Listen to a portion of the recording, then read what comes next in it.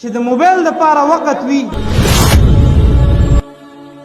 د اخبار د پاره وخت وي، بچو د پاره بیل ټیم خاص کړی دی، خو که ټیم نه وي د الله د کتاب د پاره به موږ سره ټیم نه وي. ټیم نه وي او موږ مصروف وي د محمد رسول الله د زندګۍ د مطالعه او د سیرت نه ځان د خبرولو د پاره موږ سره ټیم نشته. موږ او ستاسو دا ژوند ډېر ناشنا ژوند دی. زموږ او ستاسو ژوند او د خپل نبی کریم صلی الله علیه وسلم ژوند مطالعه کوي. والله العظیم سترګې به م کولاو شي، سترګې بیا به ته د ژوند په خوند پوه شي. ژوند خو هغه ژوند دی چې الله درته څوک نمونه را لېږلي و د هغې په نقش قدم باندې وکړي. د نبی کریم صلی الله علیه وسلم د ژوند تاریخ او سیرت چک کوي.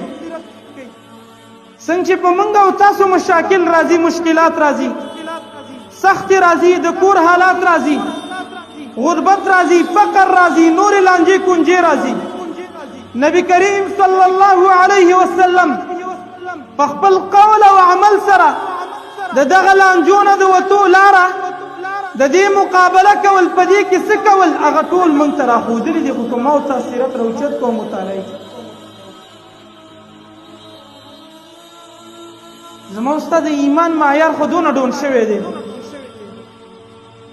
د اسلام دونه کمزوری موږ ته ښکاره شوی دی چې د موبایل د پاره وخت وي، د اخبار د پاره وخت وي، د لوبو د پاره وخت وي، بچو د پاره بیل ټیم خاص کړی دی، خو که ټیم نه وي د الله د کتاب د پاره به موږ سره ټیم نه وي. که ټیم نه وي او موږ مصروف وي د محمد رسول الله د زندګۍ د مطالعه او د سیرت نه ځان د خبرولو د پاره موږ سره ټیم نشته. کومو خلکو چې د محمد رسول الله د سیرت نه ځان خبر کړي، د هغوی زندګي م الله رب العالمین ښایسته کړې ده. موت هم کله ناکله په مشاکلو کې راګیر شو، مشکلاتو کې راګیر شو، سختو سره راګیر شو. د محمد رسول الله سیرت مطالعه کوي، د الله د رسول ټول ژوند په سختو کې تیر شوی.